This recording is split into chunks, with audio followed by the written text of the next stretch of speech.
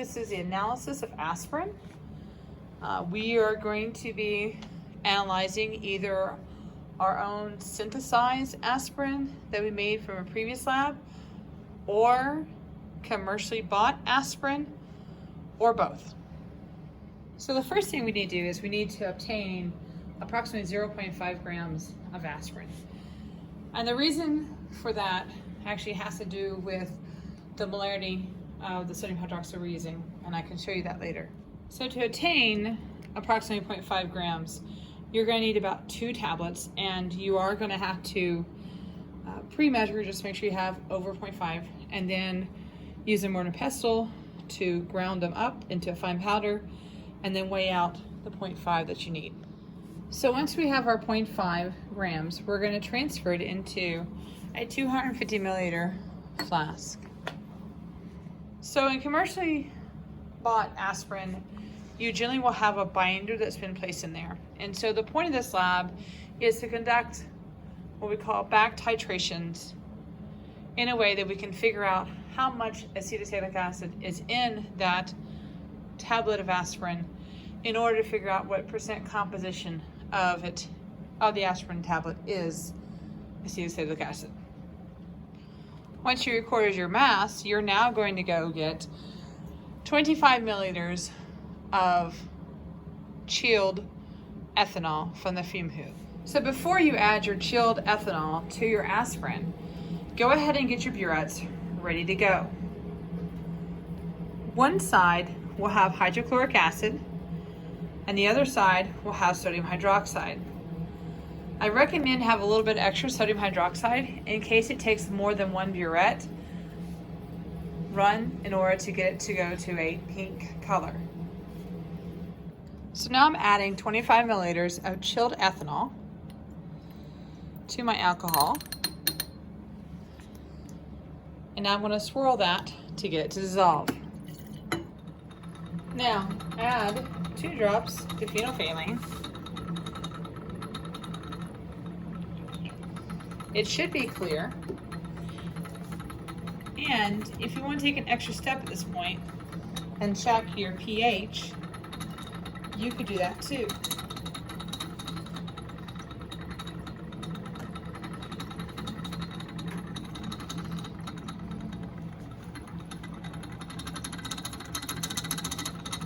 Okay.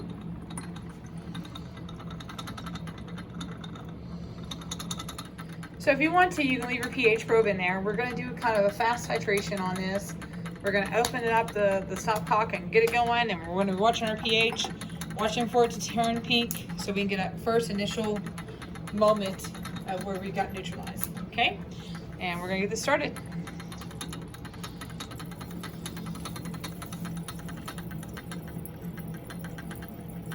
So while you're doing this, another partner can go ahead and get a hot water bath started. So just get yourself a 600 milliliter beaker, fill it with water about 3/4 or less, because you will be putting your flask in there, probably less, about a half, and go ahead and get that warmed up for the hot water bath that happens next.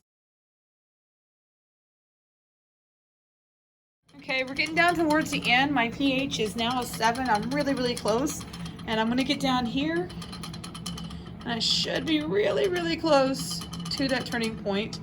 But if it doesn't turn and I hit 50, we stop, and we're gonna refill our burette. We will remove this so we don't spill into that. We'll refill our burette and we'll continue this titration. So if you don't get a pink color and you've gotten down to 50, you'll have to remove this and then reset your burette and finish this out. So we got it reset. We're filled back up to 0. Checking my pH. I'm really close to where it's going to start changing, so we're going to do this again. And we're looking for that pink.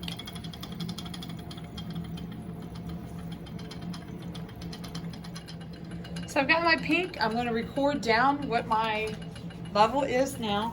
Remember, I've got to add the 50 to it. And so if I go up here, and I'm going to look, it looks like it's about 25.8 is what I've got.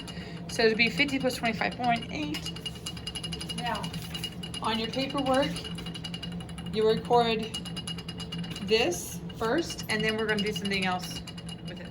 Okay, so the next part of this is we've hit what should be an endpoint for us.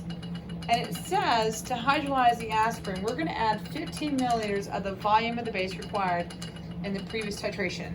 So we're going to take where we are on the burette, and we're going to add 15 milliliters, and I'm going to titrate that into this solution. So now we're going to titrate till we get to 40.8.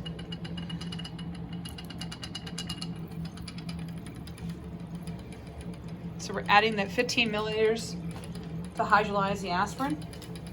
And then once I get these in, I'm going to stop it and I'm going to record on my data table what I've hit. So I'm looking for 40.8, and then I'll be stopping this. And notice our color has gotten to a deeper purple, pink, whatever you want to call it. So now we're going to take our hydrolyzed aspirin and we're going to place it into the boiling water. We're going to time this for 15 minutes. So what we should see on the step, you're going to notice that the pink color that we got is starting to disappear.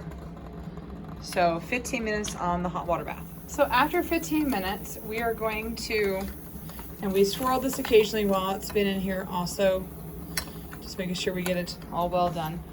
Then we're going to move it to an ice bath. So during the 15 minutes, make sure you get your ice bath set up. You're going to move this to an ice bath and cool the flask to room temperature.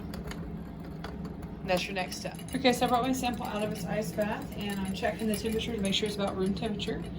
And I've obtained that. I've got my pink color back, so I don't have to add any phenolphthalein to it. And we're now going to titrate with hydrochloric acid until it goes neutral. So I'm going to start my titration. I've got my pH probe. I know where I started that.